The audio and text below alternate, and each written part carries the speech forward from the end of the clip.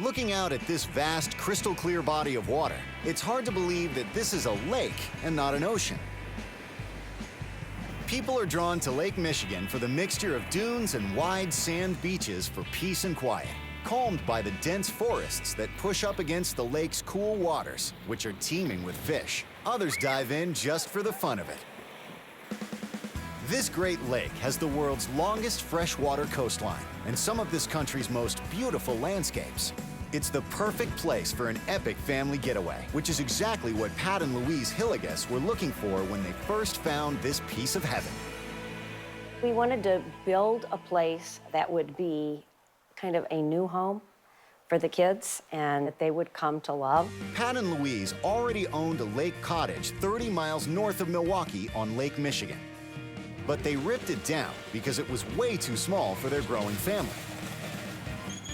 And instead created an authentic lakeside lodge that would have room enough for the whole gang. We had to make it big enough that we could all gather together, because that's sort of what we do. The result, 10,000 square feet, 6 bedrooms, 7.5 bathrooms, and 3 full living rooms. 1 for each floor. So if the little kids wanted to hang out, and the middle kids wanted to hang out, and the adults wanted to hang out, they wouldn't have to be on top of each other. For Pat and Louise, each and every decision they made about building this epic home revolved around their wooded lakeside location.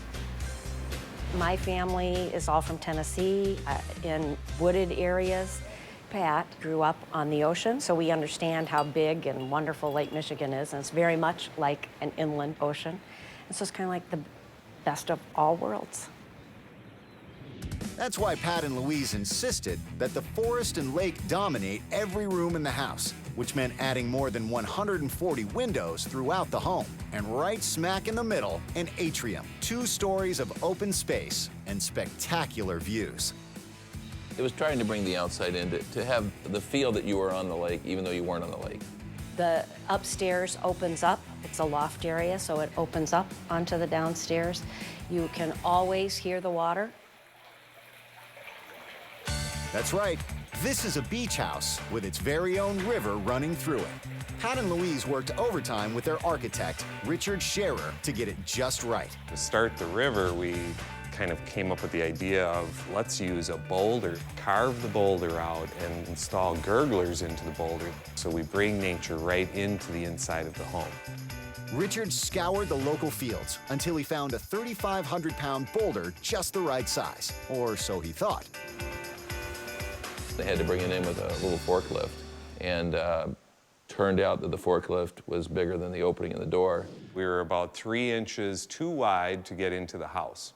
So we actually just cut the wall out so that the Bobcat could now fit through the wall and drive into the house, into the lower level. And you could see the look on his face, like, oh, my goodness. Not his best day, having to take down a wall he'd already built. With the boulder finally in position, the riverbed was carved into the floor, sloped so the water flows from the woods towards the lake, just like a real river. I love rivers, and I love the sound of running water. I find it incredibly peaceful. It's like I'm a different person in this house than I am in other places. But there's also downsides to it. I have to think that I'm probably a really stupid person to put a river in the middle of your house with 4 grandkids, because our 3-year-old last year really liked to see how much of the water he could empty out. Fortunately, Pat and Louise made sure their granite floors could take it.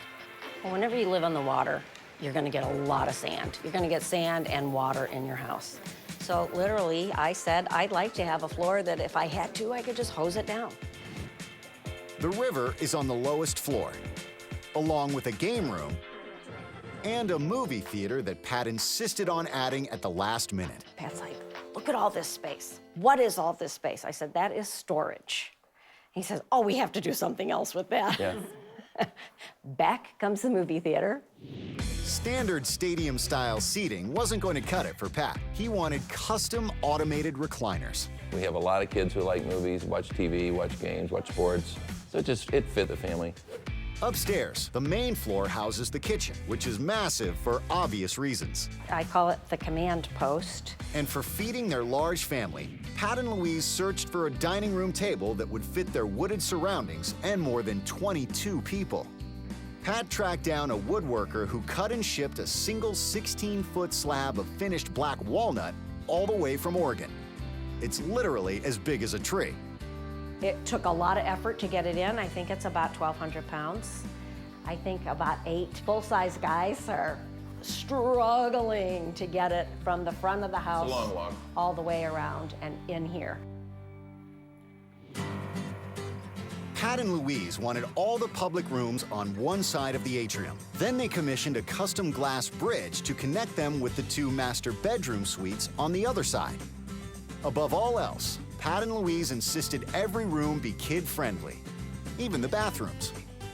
We had 3 grandsons when the house was built, and they each took a shower head and, played forever in here. And everyone likes hanging outside. There's a porch with a hot tub and plenty of room to stretch out. And a couple of terraces designed for cooking, eating, and kicking back. It's all right off their own stretch of prime Lake Michigan beachfront, which created the biggest challenge of all when it came time to build. We became aware that the actual site is 8 feet below the 100-year floodplain. And so in order to build on the site, we needed to raise the site up 8 feet. So we brought in 7,000 cubic yards of fill that's laid in 6-inch lifts, and then as we lay it, we compact it. The workers were at it for weeks, and then to hold all the fill in place, they brought on the boulders, 550 tons worth, which created another huge problem. So one of the challenges was actually getting it to the site. And we discovered that there was a bridge on the road that we actually had to rebuild with steel beams so that we could support the weight of the trucks bringing all of the outcropping stone to the site. Cost of the bridge, fill material, and tons of big stone blocks, $170,000. For Pat and Louise, all the heavy lifting and expense was worth it because they now have a place for the people they care most about. A whole crowd of them. Our goal was to make anybody that walked in this house feel like it was comfortable, it was their home. If you want to wear your shoes, wear your shoes. If you don't like wear shoes, don't wear your shoes. We don't care. So what does it cost to get that kind of come-as-you-are comfort in a beach house big enough for a family that's still got a ways to grow? That's next.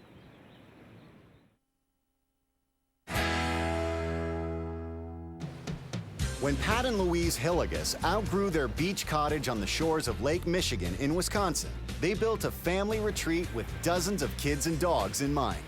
3 stories and 10,000 square feet, with a river running through it, with room for the whole family to come and play. A house like this can cost more than $2 million.